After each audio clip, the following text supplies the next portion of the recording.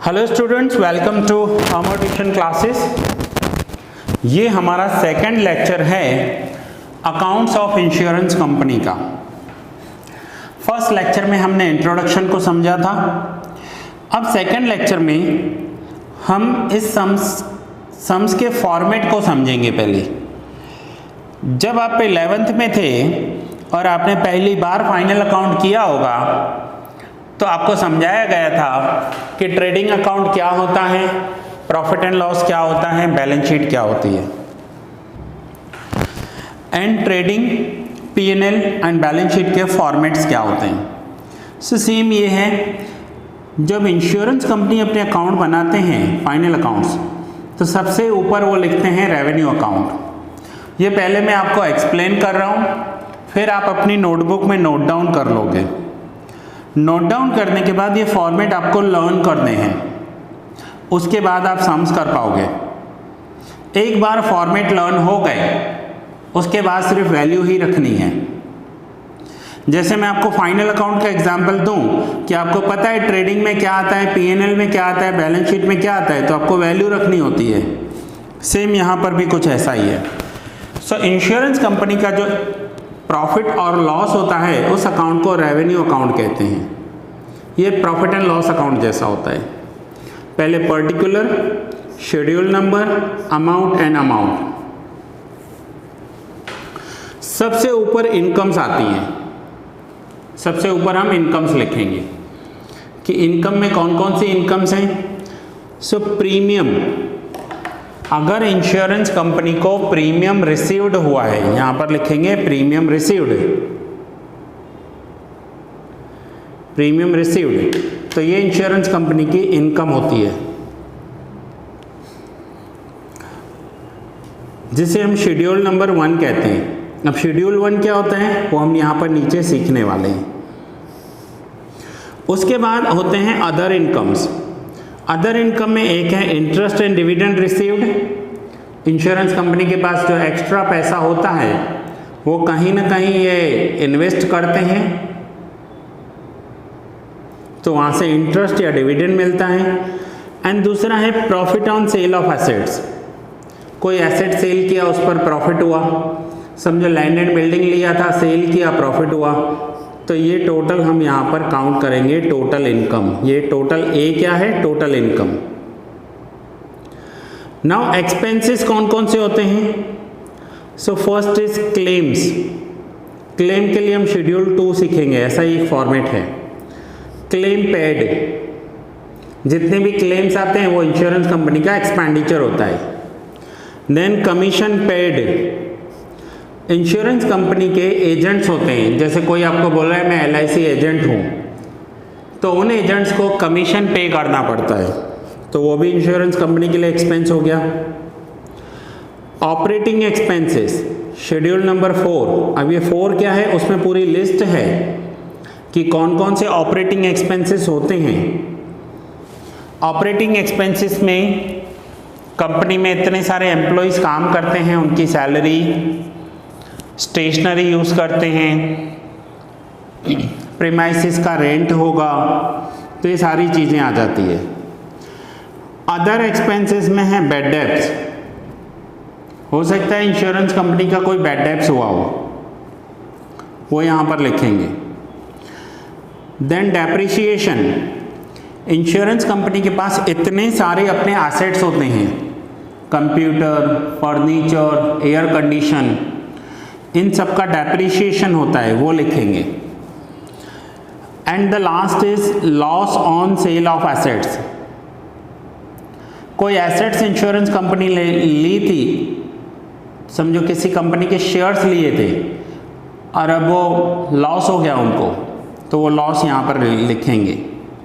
Final ये expenses का total होगा, जिसे हम टोटल B कहेंगे।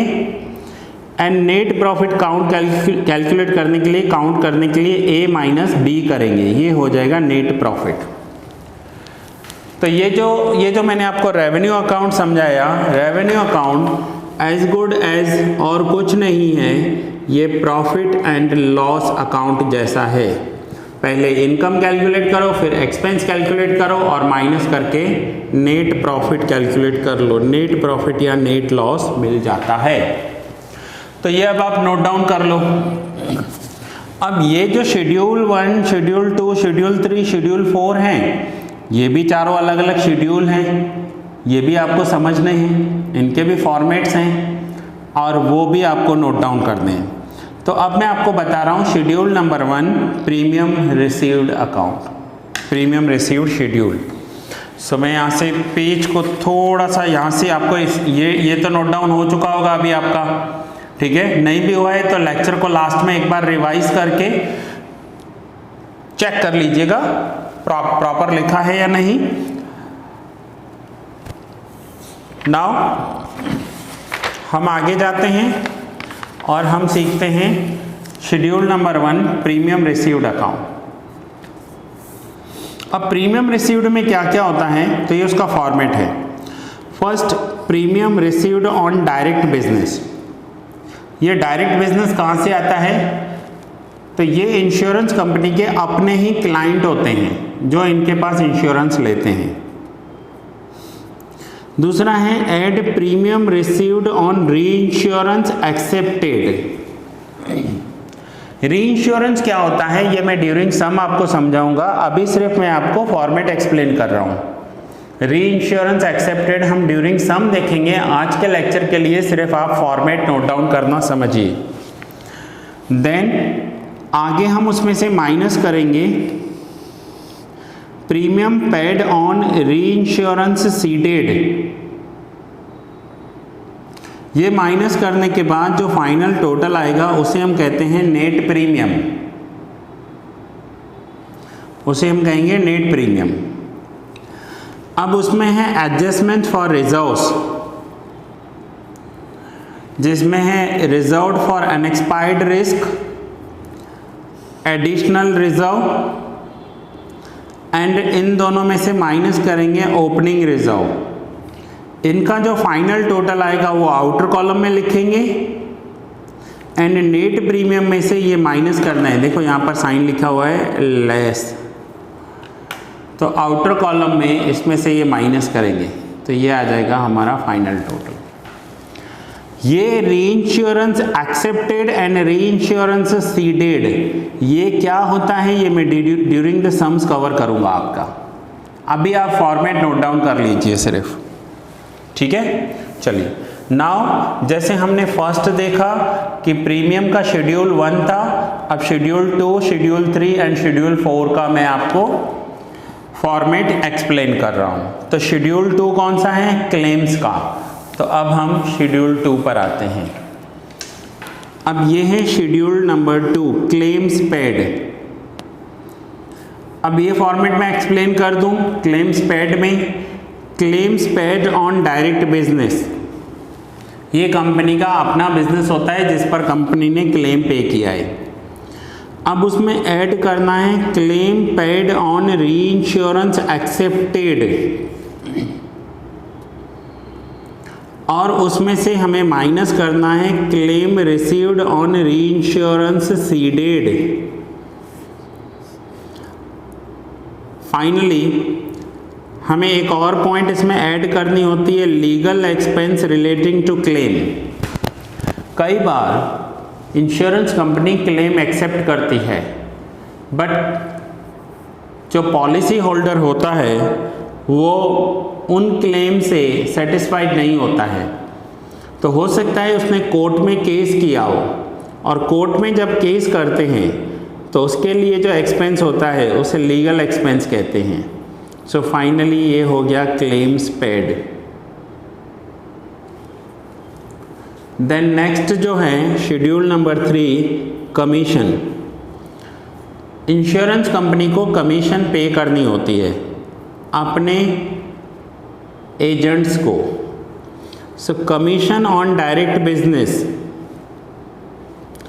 ऐड करेंगे commission on reinsurance accepted and minus करेंगे claims received on reinsurance. जिसे हम कहेंगे commission on reinsurance. Sorry, ये मिस्टेक लग रही है, क्लेम्स नहीं है, ये कमीशन होगा। Commission received on reinsurance, ceded. Finally जो टोटल होगा that will be our commissions. ये था शेड्यूल नंबर 3। यहाँ क्लेम्स की जगह कमीशन कर देना आप, मिस्टेक लग रही है। अब हम आते हैं शेड्यूल नंबर 4, ऑपरेटिंग एक्सपेंसेस।